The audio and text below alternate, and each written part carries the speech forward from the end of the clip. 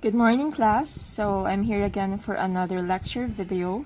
So I hope you have learned something from my past video about how to solve problems involving percentage. For today, I'm going to discuss another very important lesson or topic, which is hindi nawawala sa mga entrance exams as well sa mga national examination. Alright. Proportion. So before that, let's define proportion first.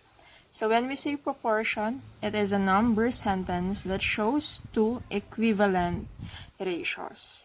So what is a ratio? So as we all know, a ratio is used to compare two or more quantities. So for example, in a room of 5 males and 15 females, so if we're looking for the ratio of male to female, that is 5:15 or 1:3. Alright, so that is the ratio. But in proportion, we are dealing with two or more ratio that are equivalent to each other. For example, we have 3/4 is equal to 9/12. Or we may also express it as 3:4 is equal to 9/12. Alright, so as you can see, the two ratio are equal to each other. So this is a proportion. So since we said that a proportion, two ratios that are equivalent to each other, then we may state that in any proportion, the product of the means is equal to the product of the extremes. So for example, A/B is equal to C/D. So paano natin masasabi na proportion to? So we just need to multiply the means, alright, that is B and C, and then multiply A and D. So those are the extremes. And if they're equal to each other, then it is a proportion. So for example, we have 3/4 is equal to 9/12. So 3 times 12 and then 9 times 4. So dapat equal siya to each other. So, okay, so 3 times 12 is equal to 36. And then 4 times 9 is equal to 36. They are proportionate to each other. So this is a proportion. So ganun lang kasimple. But in solving problems that involves proportion, we also need to know the different types. Alright, so we have three types of proportion. We have direct proportion, we have inverse proportion, and partitive proportion. So when we say direct proportion, class, so as one quantity increases, another quantity increases at the same rate as well. Alright, so as one quantity increases, the other quantity also increases. While in inverse proportion, when one quantity increases, the other quantity decreases. Okay, at the same rate. So baliktad siya. When one quantity increases, yung isang quantity natin decreases. Or when one quantity decreases, the other quantity increases naman. Alright? Kaya siya tinawag na inverse. So, kabaliktaran. How about partitive proportion? So, from the root word part, ibig sabihin, whole is divided into parts. And they are proportional to each other to a given ratio. Alright, so those are the three types of proportion. And again, so kailangan na alam natin yung difference between the three before we solve problems involving proportion. Among the three, it is partitive proportion that is easy to identify. So, to better understand the difference between direct and inverse proportion, let's have this short example. Let's examine this real-life scenario. Alright, so we have here 2 builders cost 600 pesos to hire. And then, another one is, 2 builders take 600 days to complete a project, which shows direct proportion, and which shows naman inverse proportion. So, first, we need to analyze. You can see, class, when we add builders, or we increase the number of builders, then the salary expense also increases. Siyempre, kung yung dalawang builder natin, okay, ginawa natin siyang 4, salary expense natin, doble din siya. So, magiging 1,200 din. Because for 2 builders, 600 pesos. Okay, ang cost. So, pag naging 4 na, magiging 1,200 na. So, as one quantity increases, the other quantity increases. So, this is an example of direct proportion. Alright. So, how about this one? Okay. So, dito naman, 2 builders take 600 days to complete a project. So, if we add more, okay, builders, so, nagdagdag tayo ng builders, the number of days will increase or decrease. Tatagal ba? Okay, yung pag-complete ng project? Or mas magiging mabilis yung pag-complete ng project pag 4 na yung builder?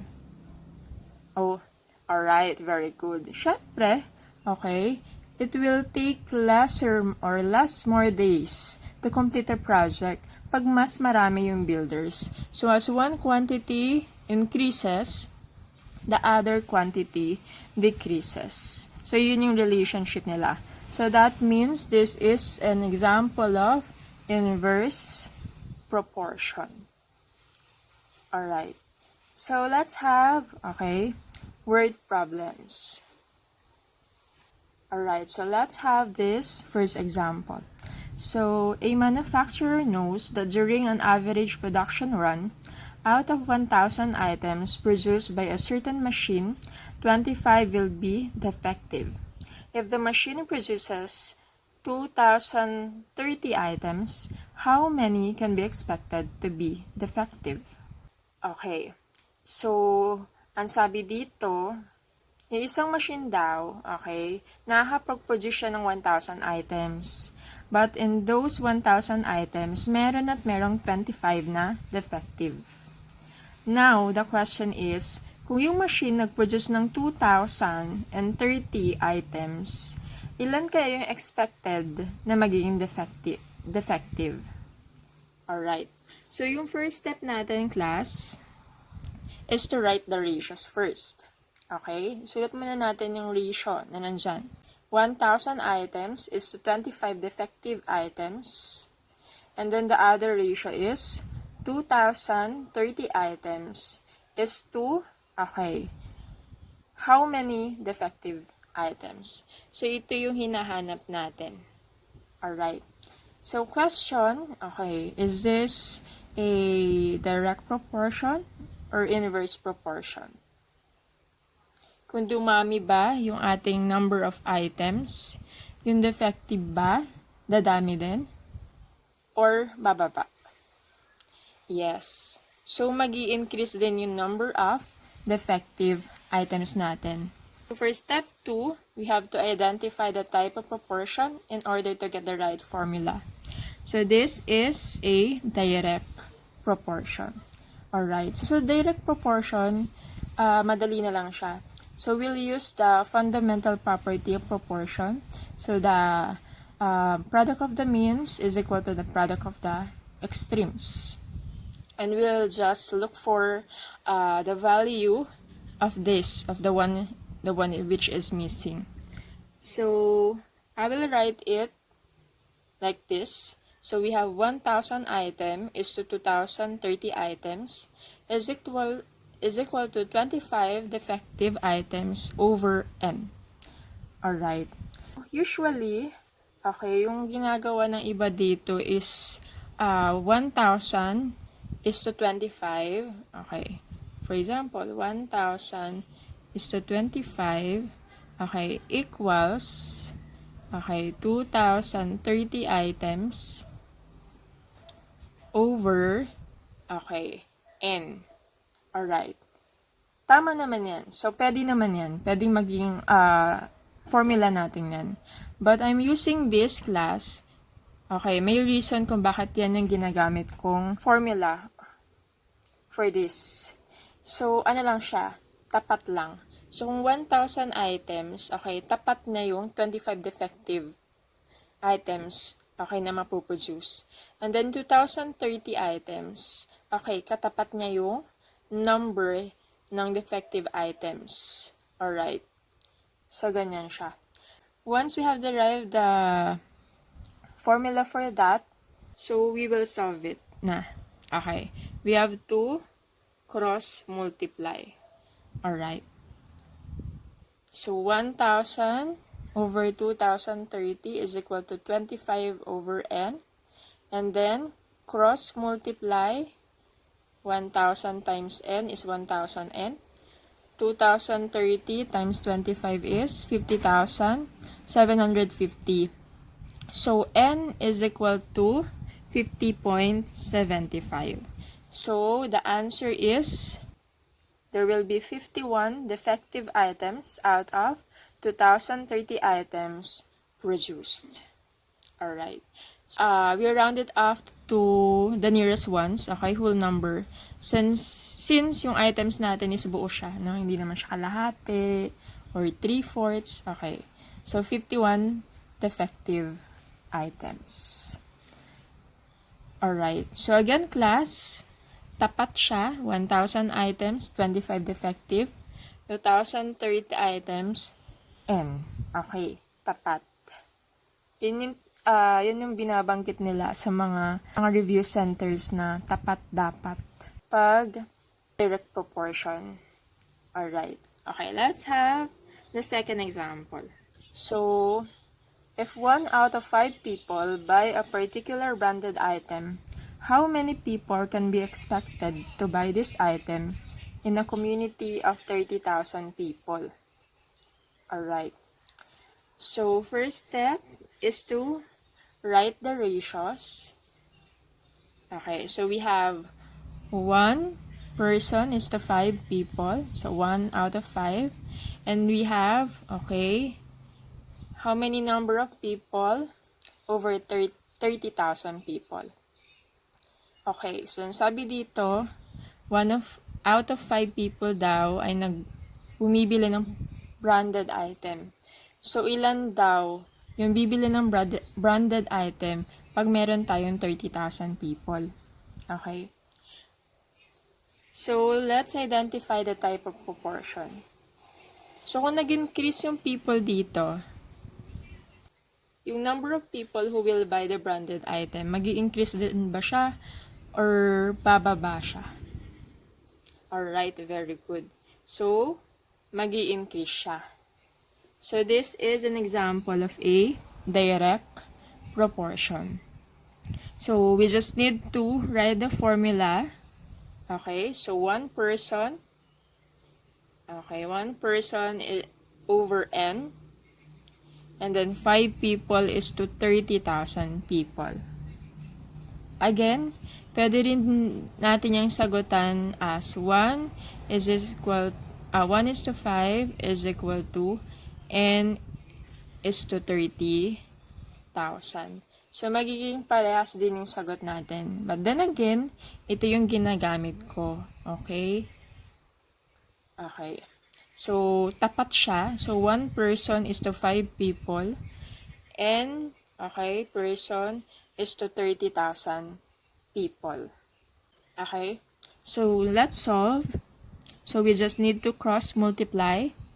So, 1 over n is equal to 1 over 6,000. So, cross multiply 1 times 6,000. Okay, is 6,000. N times 1 is n. So, the answer is n is equal to 6,000.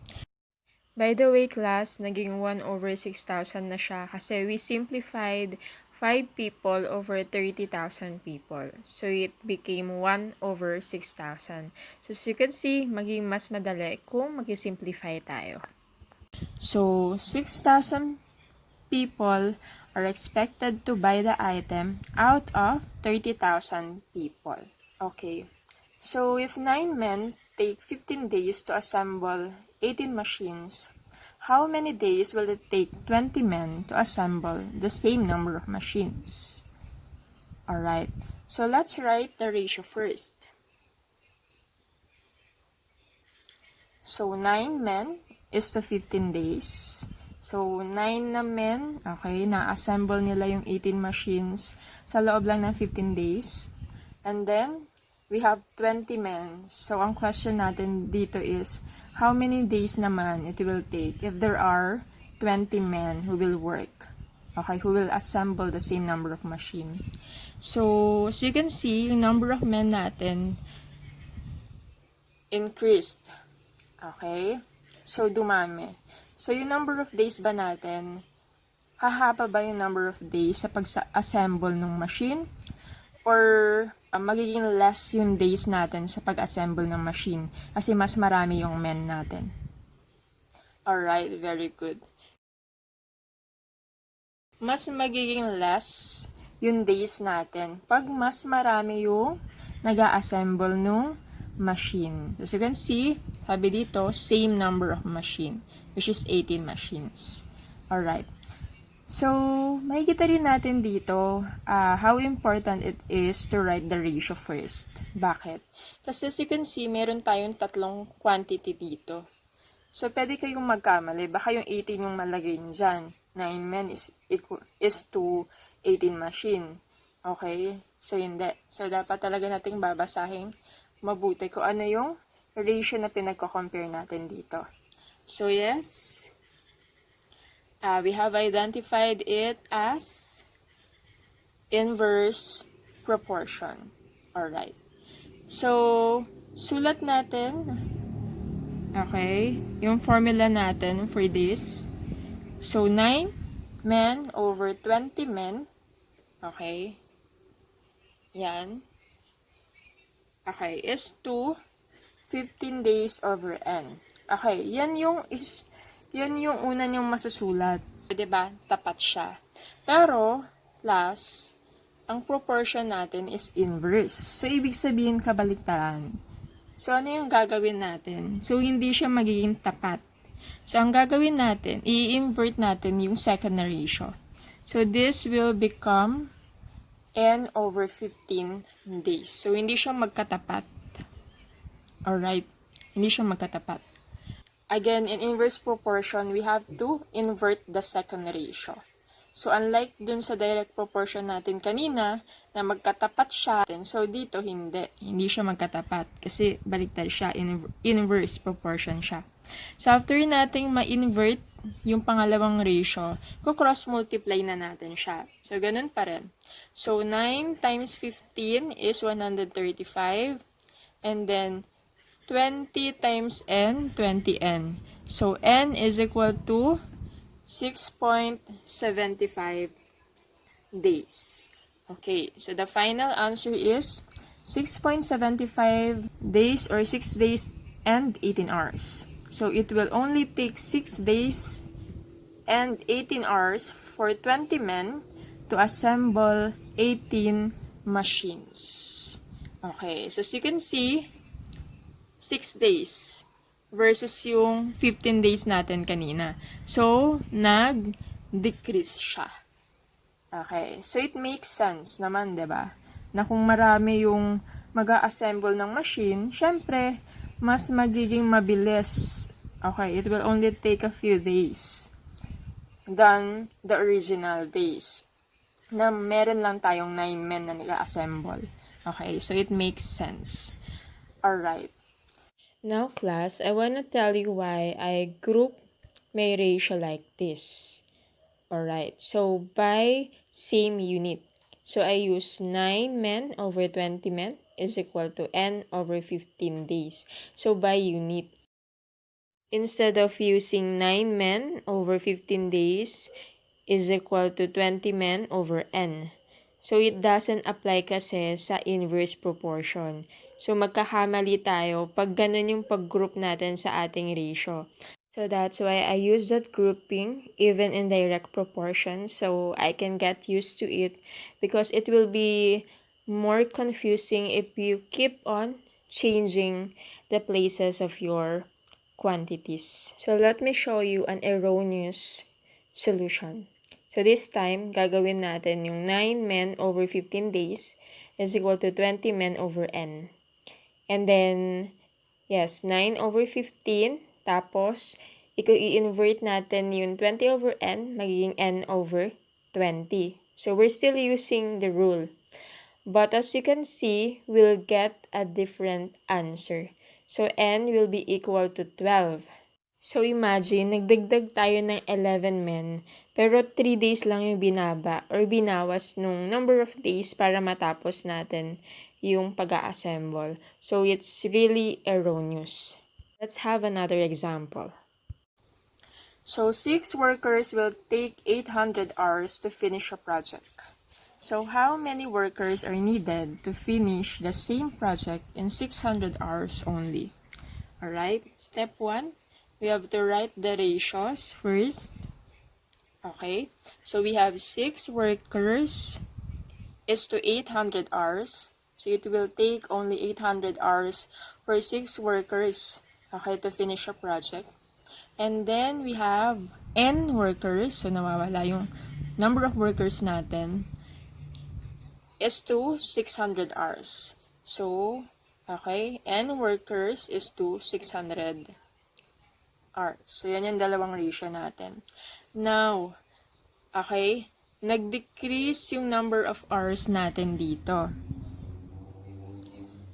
If we want to finish the same project in lesser number of hours, so from 800 naging 600, yung number ba ng workers natin, kailangan bang mas mababa sa 6 or mas madami sa 6 workers? If gusto natin na mas mapabilis ang trabaho, very good.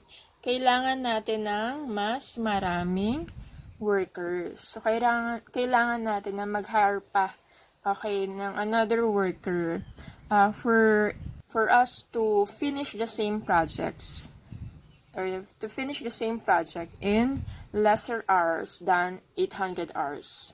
Alright? So, this is an example of an inverse proportion. So, again, we have to write the formula. So, 6 workers is to n. Okay. Same unit is equal to, okay. So, ang gagawin natin dyan, we have to invert the second ratio. So, hindi siya tapat dapat. So, ibabaliktad natin siya, magiging 600 hours is to 800 hours. Or 600 hours over 800 hours. So, hindi siya magkatapat. Okay? Kasi, this is an inverse proportion.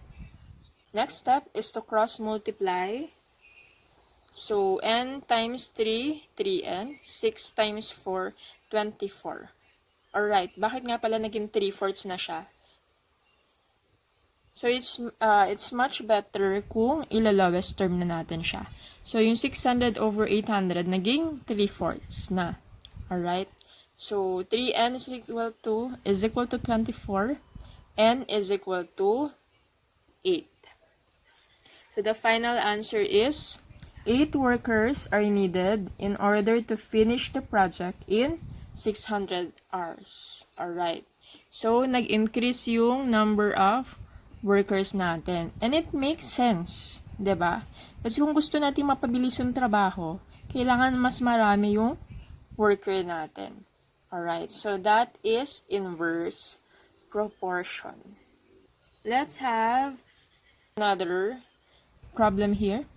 So, 40 liters of water is transferred into 3 containers in the ratio of 1:3:4, respectively. How much more liter of water does the second container have than the first container? Alright. So, what is this type of proportion? So, as you can see, we can easily identify it as partitive proportion. Kasi ano nga ba yung partitive proportion? 'Di ba? It is when a whole is divided into parts. Okay. So, yung 40 liters natin, hinati sa tatlong container with a ratio of 1:3:4. So, this is a partitive proportion. So, yung first step natin in solving partitive proportion is to add the terms in the ratio. So, we have to add 1:3:4 para makita natin yung number of units. So, ilang parts hinati yung whole natin, which is yung 40 liters. So, we found out na hinati siya into 8. Okay, 8 units. So, step 2 naman is to divide the actual quantity. Okay, ito yung actual quantity natin, 40 liters, by the sum of the ratio to get the quantity per unit. Okay. So, 40 liters divided by 8, kasi nga hinati natin siya into 8 parts or 8 units. So, each unit is equal to 5 liters. Alright.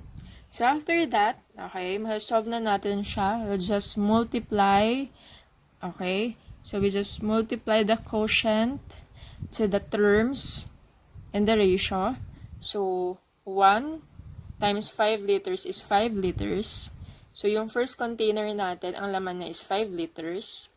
So, sa second container natin, 3. Okay, 3 yung term niya. So, 3 times 5 liters. So, meron tayong 15 liters sa second container. And then, for third container, we have 4. So, 4 times 5 liters is equal to 20 liters. So, meron tayong 20 liters sa third container. Alright. So, ang question natin dito is how much more liter of water does the second container have than the first container? Okay. So, ano yung difference between the two? So, the second container is 15 liters, right? And then, for the first container, we have 5. So, just get the difference. So, we have 10 liters. So, the answer is, container 2 has more 10 liters of water than container 1. So, mas marami siya ng 10 liters sa container 1. Alright. So, ganun lang. Ganun lang kasimple sagutin yung ating partitive proportion. Okay, let's have another example. Okay. So, Ronaldo spends 600 pesos for the daily allowance of his 3 sons. If the ratio of money divided to his sons is 3:2:1 respectively, then how much allowance did his sons get daily? Alright. So, this is an example of partitive proportion ulit. Because we have a whole that is divided into 3 parts. And we have the ratio 3:2:1. Okay, so sundin lang ulit natin yung ating steps. So we have to add the terms in the ratio. So 3 plus 2 plus 1 is equal to 6 units. So ibig sabihin, the whole is divided into 6 parts. Alright, and then next, we have to divide the actual quantity, which is 600 pesos, or the totality, by the sum of the ratio to get the quantity per unit used. So, 600 pesos divided by 6, okay, parts is equal to 100 pesos. So, for each part, okay, we have 100 pesos. And then, let's solve. So, for the first son, we have 3. So, we'll just multiply, okay, the quotient. So, 3 times 100 pesos is 300 pesos. So, ibig sabihin, 300 pesos yung allowance ng first son. For the second son, we have 2. So, 2 times 100 pesos. So, 200 pesos. And for the third son, we have 1. So, 1 times 100 pesos is, okay, 100 pesos. So, the question is, how much allowance did his sons get daily? So, the answer is, the first son gets 300 pesos daily allowance. The second gets 200 naman. and the third son gets 100 pesos. Alright. So that's how you solve partitive proportion. Okay, so madali lang siya. Okay, so meron pa ba tayong question? Problem? Okay, bakit mas mababa yung allowance ng third son? So maybe elementary student yung third son, diba? Yung first, college, yung second, high school, and then yung third son, elementary. Kaya mas mababa yung allowance niya. Alright. Okay. So, that's it. So, that's how you solve proportion problems. So, again, we have to identify, syempre, kung ano yung type of proportion natin para alam natin kung ano yung formula na dapat natin gawin or adjustment. Alright, so let's summarize. Okay, so for direct proportion, okay, again, tapat dapat. So dapat magkatapat sila. So 1,000 items for 25 defective items, then 2,030 items for n defective items. So, direct proportion. So, tapat, dapat. And again, ganito ko siya i-define. Okay, per same unit siya. So, items. Yung kabila, defective. Okay. While in inverse proportion, alright, so in inverse proportion naman class, same pa din, no? Same unit dapat. Okay, same unit. Kung men, days, but hindi siya magkatapat. Okay, i-invert natin yung ating pangalawang ratio. So, yung 9 men, okay, 15 days siya, tapos yung 20 men for n days. And then, cross-multiply, and then you'll get the answer. So, yun lang naman yung dapat yung tandaan for direct proportion and inverse proportion. Okay? Yung inverse, kailangan natin baliktarin, okay, yung second na ratio. Alright, so for partitive proportion naman class, so very easy lang siya. So, you just need to add, okay, the terms in the ratio para malaman natin if how many parts the whole was divided. Alright, so after knowing kung ilang parts dinivide yung ating whole, we divide it to the whole, okay, to the total quantity to get the quantity per unit used. Okay, kung ilang amount meron sa isang unit or part. And then after that, we multiply it to the ratio to get the actual amount or quantity of the ratio. By the way, class, you may check if tama yung sagot nyo by adding all the products and see if it's equal to the total amount. So if you have questions, okay, or clarification, just message me or drop a reply dun sa ating question box. Alright, so before I end this video, so I'm going to leave you a question, and then you have to reply your answer in the post that I will create in MS Teams. The post wherein I will leave the link of this video. Alright, so this is a question. There are 3 kinds of students in online learning with regards to accomplishing tasks. The one go, who gets everything done in one sitting, the planner, who schedules tasks for the week, and the crammer, who does everything a few hours before the deadline. Sino kayo dito, class? So, the ratio of one go to planner is 2 to 5. The ratio of one go to crammer is 4 to 6. What is the ratio of one go to planner to crammer? And if there are 50 students in the online learning class, how many one-go students are there?